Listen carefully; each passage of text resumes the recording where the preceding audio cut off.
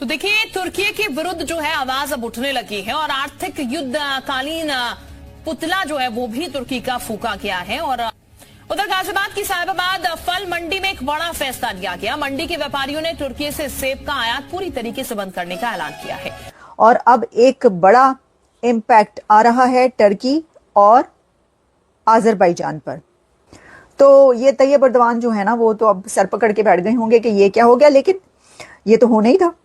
फसली सीजन में भारत में टर्की से करीब 1000 से 1200 करोड़ रुपए के सेब आयात किए जाते हैं, लेकिन अब इनकी जगह अन्य देशों और घरेलू स्रोतों से सेब की आपूर्ति की जाएगी। तुर्की द्वारा पाकिस्तान को खुले आम समर्थन दिए जाने के जवाब में पुणे के मसाला एवं मेगा संघ ने तुर्की से खुबानी और हेजलनट के आयात का बहिष्कार करने का निर्णय लिया है।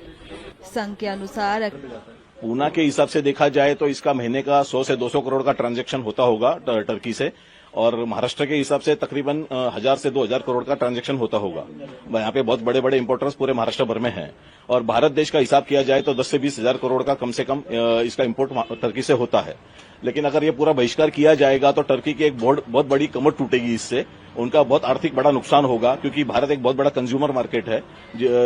टर्की को टर्की का अगर बहिष्कार होता है भारत की तरफ से तो उनकी 50% कमर आर्थिक नुकसान काफी बड़ी मात्रा में होगा। साफ इनकार कर दिया कि भाई ये मुझे सूट नहीं करता, मैं ऐसा कर नहीं सकता।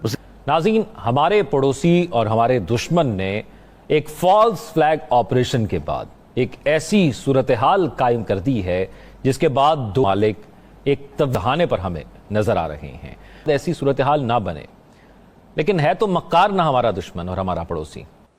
और इसकी सबसे बड़ी रीजन ये है कि टर्की और आज़रबाईजान ने पाकिस्तान का साथ दिया है इस वॉर के अंदर। है कि वो समझते ये हैं कि हमें किसी की कोई ज़रूरत नहीं है। एक तो वो ये बात कहना चाह रहे हैं। दूसरा जारी बात है, उनको ये है कि हम इनकी परवाह नहीं करते। लगता यूं ही है कि ये सिलसिला चलेगा और कुछ दिन और तो ज़रूर चलेगा। कुछ दिनों के बाद आपको शायद ये खबर मिले कि ये हिसाब किताब जो है ये डिफ्यूज होना शुरू हो गया है। कुछ लोग जंग की बातें कर रहे हैं, करने दें उनको, जंग भी हो सकती है। पॉसिबिलिटी हर वक्त होती है किसी भी चीज की, और हिंदुस्तान जैसे दुश्मन से आप कोई भी चीज, किसी किस्म की हरकत आप उसकी तवक्को कर सकते हैं। अब आइए एक इंतहाई परेशान कुन मरहले की तरफ, जिसमें पाकिस्तानी हुकूमत दाखिल हो चुकी है। ये नहीं कि होने वाली है, हो चुकी है। ये है वो डंजन जिसमें अल्लाह ताला ने इस फार्म 47 जाली 2 नंबर झूठी दगाबाज हुकूमत को धकेल दिया है। हमारी दोस्ती तो हिमालय से ऊंची, समुद्रों से गहरी और शहद से मीठी है। ये भी एक ढकोसला इन्होंने रखा है। लेकिन वो जिसे कहते हैं ना, weaponisation of its economy, weaponisation of its people, कि हमारी वेपनाइजेशन ऑफ इट्स मार्केट, अपनी मार्केट को भी वेपनाइज कर रहे हैं। अब बहुत सारे लोग, जारी बात है, इंडिया में लार्जली लोग चाइनीज, टर्किश मीडिया या पाकिस्तानी मीडिया देखना चाहते हैं। इसलिए नहीं कि वो इस ओपिनियन से एग्री करते हैं कि पाकिस्तान, चाइनीज, टर्किश और पाकिस्तानी मीडिया क्या कहता है। No, they don't agree with Pakistan, but they want to listen what are these people doing, ये लोग क्या कह रहे हैं। मिसाल के तौर पे पाकिस्तान में आप इंडियन मीडिया नहीं देख सकते, मेरा ख्याल है इधर भी यूट्यूब पे हम देख। हमें सिर्फ 2 चीजों का जो है वो देखने के हमारे पास 2 चीजें हों। एक मुसम्मम इरादा है कि हमने अपने मुल्क की हिफाजत करनी है, हमने अपने मुल्क की बाउंड्रीज की हिफाजत करनी है, हमने अपने अवाम की हिफाजत करनी है, नंबर 1। नंबर 2, इस हिफाजत के लिए या किसी और बड़े हमले के लिए हमने 24 घंटे नहीं 25 घंटे तैयार रहना है। और ये दोनों चीजों में इस वक्त तक एज वी स्पीक हम लोग बिल्कुल ठीक जा रहे हैं। की तरफ से एड पूरी दुनिया में बहुत ज्यादा जाती है, और उसको तो कहा जाता है ना कि इंडिया दुनिया की फार्मेसी है। तो खासतौर पर जो मेडिकल एड होती है वो बहुत जाती है। ये एड तो बहुत जाती है इंडिया से दूसरे कंट्रीज को, लेकिन अब टर्की क्योंकि एक इस्लामिक कंट्री है और उसका वैसे तो स्टैंड देखे तो हमेशा से पाकिस्तान के साथ ही स्टैंड है ना, लेकिन वो ट्रेड भी चाहता है भारत से, लेकिन इस वॉर में वो खुल के सामने आ गया। तैयब उर्दवान का चेहरा भारतीयों को वो नजर आ गया। वो कह रहे हैं कि ये तो हमारे खिलाफ है, इन्होंने तो इंडिया के दुश्मन पाकिस्तान का साथ दिया। तो अब देखें, ये एक बहुत बड़ी कैंपेन चल रही है और इस कैंपेन में अब कह रहे हैं कि जो टूरिस्ट हैं, इंडियन टूरिस्ट, वो वहां इन दोनों जगहों पर नहीं जाएंगे। 3.5 लाख इंडियंस जाते थे, मैं इसलिए कह रही हूं कि अब नहीं जाएंगे।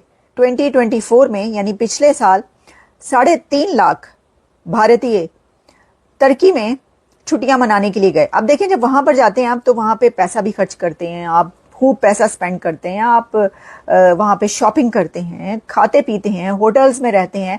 तो टूरिज्म तो एक बड़ी इकोनॉमी है, इकोनॉमी में बहुत ज्यादा एड ऑन करता है टूरिज्म कई कंट्रीज की इकोनॉमी में, और उसमें तुर्की भी है एक ऐसा ही कंट्री।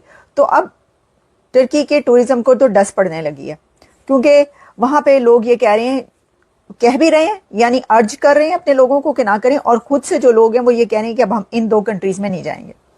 तो ये तैयब उर्दवान जो है ना, वो तो अब सर पकड़ के बैठ गए होंगे कि ये क्या हो गया, लेकिन ये तो होना ही था। क्या उनको नहीं पता होगा कि ये होगा? ये तो होना ही था। अच्छा, लेकिन अभी तो मैं ये भी देख रही थी कि भारत की तरफ से ये भी लोग कह रहे थे कि अभी देखो हम चाइना के साथ क्या करते हैं। अब चाइना के साथ मुझे नहीं पता क्या करना है, क्योंकि चाइना में तो एज सच टूरिज्म इंडिया का नहीं है, तो वहां पे तो कोई और ही फिर होगा। लेते हैं वो मेरे, क्योंकि हमारे तो लैपटॉप में वैसे ही मोबाइल में VPN इसलिए लगा होता है बिकॉज हमने चलाना होता है ट्विटर, फ्रैंकली स्पीकिंग। तो ट्विटर की वजह से हमें VPN चाहिए, क्योंकि हमारी गवर्नमेंट ने ट्विटर बंद किया हुआ अपने लोगों के लिए। यहाँ पे एक पॉलिसी, और मैं तो इसके खिलाफ बोलता रहा कि ट्विटर को जो है वो क्यों बंद किया गया। और जब ये हालात खराब हुए, भारत ने पाकिस्तान पे हमला किया, तो उसी रात पाकिस्तान ने ट्विटर खोल दिया, बिकॉज उनको पता था कि ट्विटर के ऊपर नैरेटिव मेकिंग होनी है एंड ऑल दैट।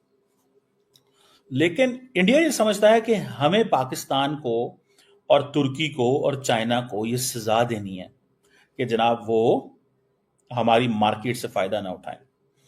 अब हुआ ये है कि इंडिया ने बेसिकली क्या किया है कि अब टर्किश जो चैनल हैं उन्होंने खुल के पाकिस्तान की सपोर्ट की, चाइनीज ने भी सपोर्ट की। वो कहते हैं कि नहीं, ये नहीं हो सकता, ठीक है, आप ये नहीं कर सकते, आपने बैलेंस रिपोर्टिंग नहीं की।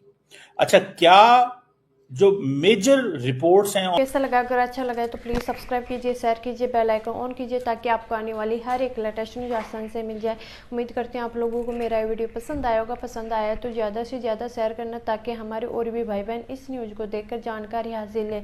जैसा कि आप लोग जानते होंगे कि भारत और पाकिस्तान के अंदर कैसी स्थिति है, इस स्थिति का फ़ायदा उठा रही थी तुर्की। दोस्तों, 2 साल पहले तुर्की के अंदर भूकंप आया था, तो भारत ने ही अपने करोड़ों का अनाज तुर्की के पास भेजा था। लेकिन आज वही तुर्की पाकिस्तान को अपने हथियार भेज रही है और भारत के साथ गद्दारी कर रही है। और दोस्तों, इसी गद्दारी का फ़ायदा अन्य कंट्रियां भी उठा रही थी। लेकिन साथ में आप ये देखोगे कि भारत की सड़कों पे अब भारत के लोग ही तुर्की को बॉयकॉट कर रहे हैं। तुर्की का जो सामान था उसको जला रहे हैं, तुर्की के पुतले बनाकर उनको जला रहे हैं। और दोस्तों, साथ में आप देखोगे कि जितने भी तुर्की जाने वाले थे उन्होंने अपने पासपोर्ट कैंसिल। बयान है कि तुर्की के लिए कि ये गद्दार देश है, और ये गद्दार देश है इसीलिए तो इसने पाकिस्तान की मदद की। और साथ में आप ये भी देखोगे कि अमेरिका ने भी भारत के साथ कुछ अच्छा नहीं किया है, क्योंकि IMF से अमेरिका ने पाकिस्तान को पैसे दिलाकर ये तो बता दिया है कि अमेरिका किसी का सगा नहीं है। और दोस्तों, अमेरिका कुछ नहीं देखता है। अमेरिका जहाँ पर उसको बेनिफिट, जहाँ पर उसको फ़ायदा होता है, उसी देश का मदद करता है। तो दोस्तों, आज का वीडियो आप लोगों को कैसा लगा ये कमेंट बॉक्स में ज़रूर बताना। मिलते हैं नेक्स्ट